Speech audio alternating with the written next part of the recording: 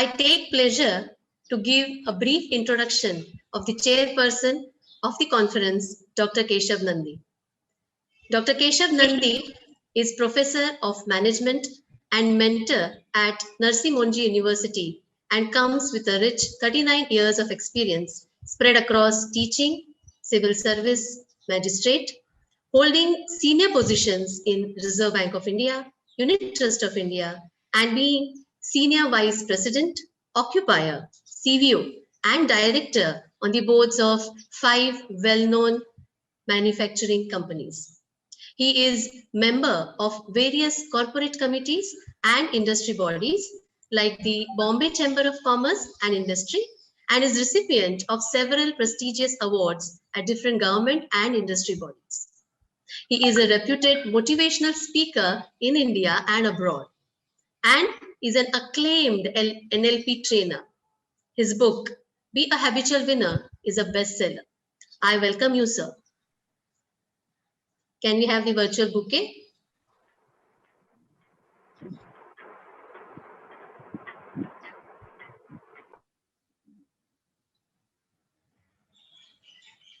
I request Dr. Nandi, sir, to speak few motivational words.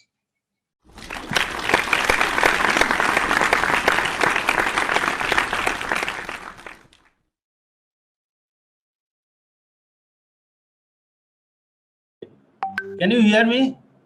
Yeah, sir. Yes. Yeah. Good morning, all of you, and very good morning to Padmanabhan sir, then Kulkarni sir, then Gauri madam, everybody present there, and I must compliment all of you. Yeah, Om Devanji, everybody I welcome, and I must compliment all of you, especially Kulkarni sir, for organizing this international conference.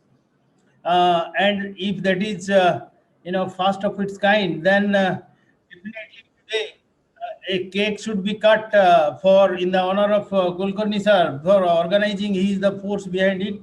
I know we have spoken quite many times.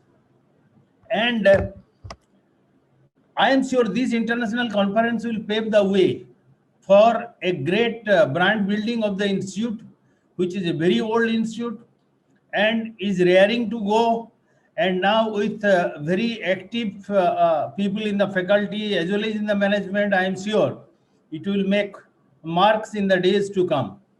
And it will come up to the top league of the institutes in the country. It is already there, but it should be at the top. That is what I feel. Being a well-wisher and also an advisor to the board of this EA college, I wish you all the best. Now coming to, I'll not say much because there are more, speakers and all that. I'll just say this much, that the post-COVID, as you have said, that what will be the rule of the game, and as rightly, introduced by Gauri ma'am, I have experience of 39 years in the industry in top level positions as well as in academics also, because all the time I was a visiting faculty to many of the important institutes in India and abroad, and in their board of studies and all that.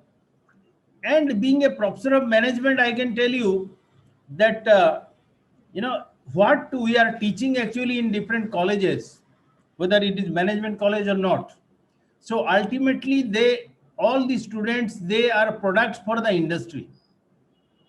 And that is why we should make our product in a market ready condition, and so that they can go and deliver immediately. And that is where actually, sometimes glitches come. When I was in the industry, I will find that somebody is from a very reputed management institute, but he may not be able to deliver in the, because what has happened is the application level has changed. Like now the application level has changed. It is totally digitalized. Okay. The other day I was talking to my last company, HR department. They said that in HR, we have not made much headway, but we are trying to do it. I said, if you do not make much headway in EHR, then how can you actually proceed now? Because EHR has not been taught in that sort of detail as it possibly required now. Like that, like when computers came now, I was in Reserve Bank and I have seen how people are uncomfortable. Many people, they resigned also, that they, what is this instrument has come, we do not know, this is all nonsense, stupidity and all that.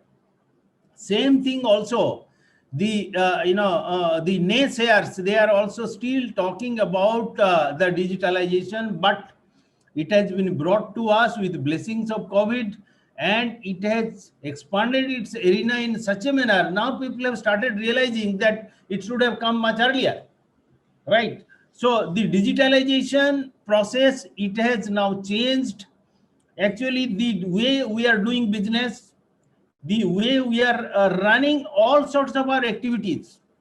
And in this scenario, what will be the impact on education? The most, I'll talk about the education first, because we are all educationists now.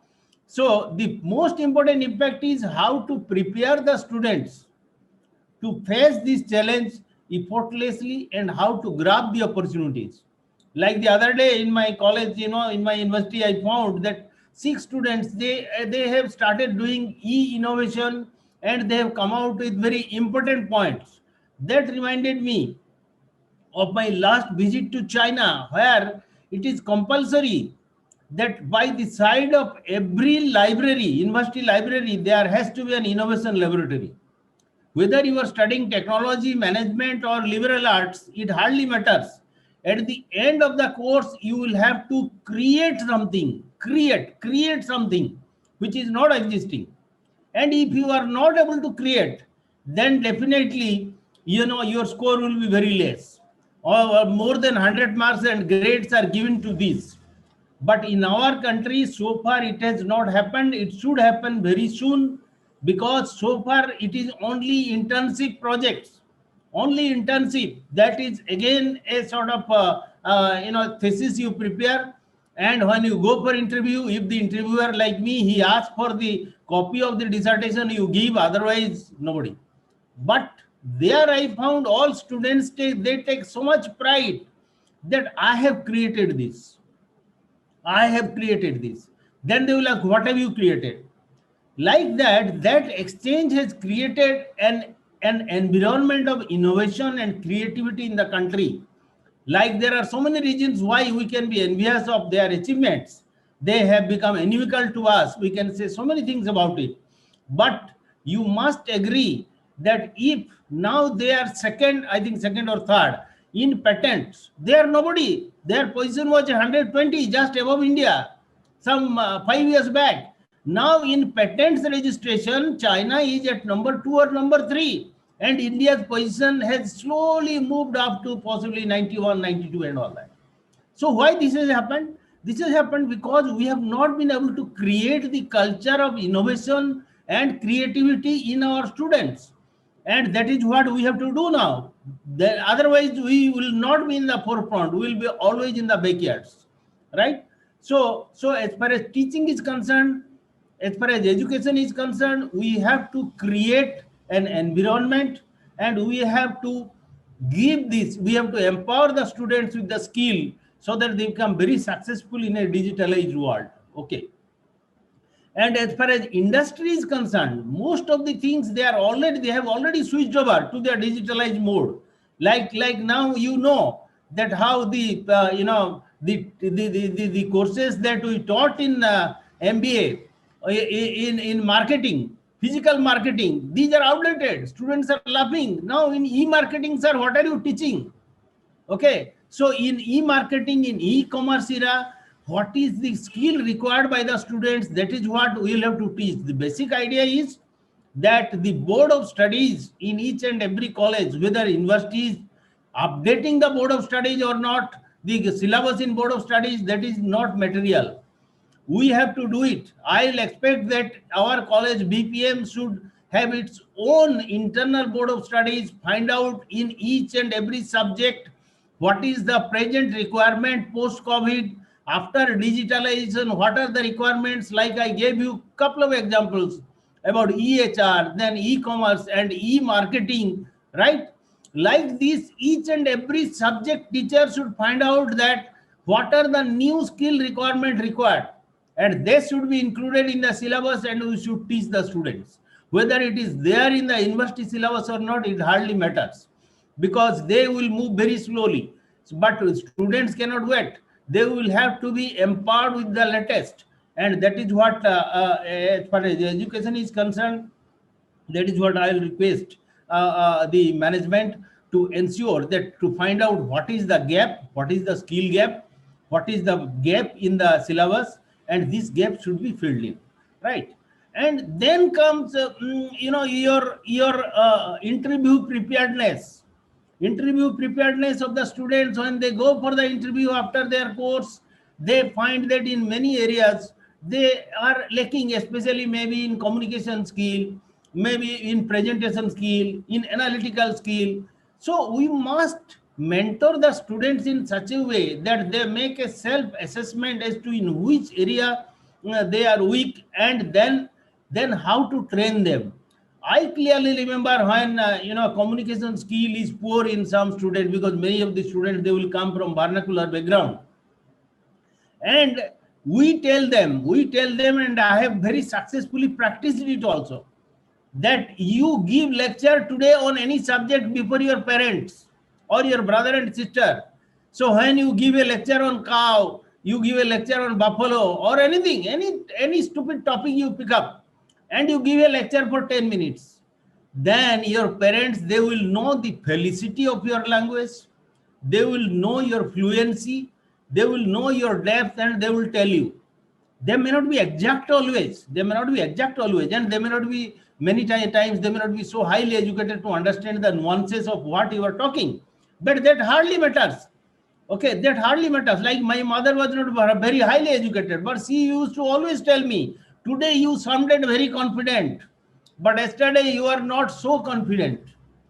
Okay, she did not understand much of English, but still she was my best teacher, because she gave me the confidence to speak before the international fora, teaching in India and abroad. If I have earned little bit of name and fame, it is because of her. So these types of mentoring has to be done to the students, so that they develop their skill, analytical skill. Why they are not going deep into the subject? Why they are not going deep into the subject? Why they are talking superficially? Why they are talking superficially on any issue, national or international issue? So we have to train them and mentor them, because teachers are the best people who can mentor. That is what always when I used to tell my son that I know this, can I tell you how it is to be solved? No, no, Papa, you don't know anything. My teacher knows the best. My teacher knows the best. Let us try to make best use of the trust that the students have on the teachers. They do not have this trust on anybody, not even on their parents. That is what I told you. And my son used to laugh when I say I have couple of PhD, this and that and all that. He said, Sida, I'm not impressed. My teacher knows the best. Okay, so that is how we'll have to ensure that the climate is created in our college, so that our students, they become world beaters, they become successful in every sphere of life, and they become perennial winners, as I have talked in my book, be a habitual winner. Okay, so you can be a habitual winner, because that is what I have talked there, winning by habit. Otherwise, you are winning by accident. We are not interested in that. You have to win by habit. And that is what students can do, provided we train them, motivate them as to how to achieve it, and empower them. That is very important. Empower them. Okay. Just motivation may not be enough, because if you motivate, somebody can jump into the well. He does not know how to come out of it. So empowerment is also very important. So I hope with this beginning, I'll now leave it to the very celebrated speakers, who will be talking in detail about it, and I'll be attending thoroughly. So thank you very much, Professor Kulkarni, for inviting me, and thank you the management body for inviting me. And I think we have done a grand beginning, and we will be taking it forward, all of us. Thank you, sir. Thank you, sir. Thank you. Thank you, sir. Your words are really motivational. Now I request our principal in charge, Professor Kavita Sharma, to give a brief information about our college.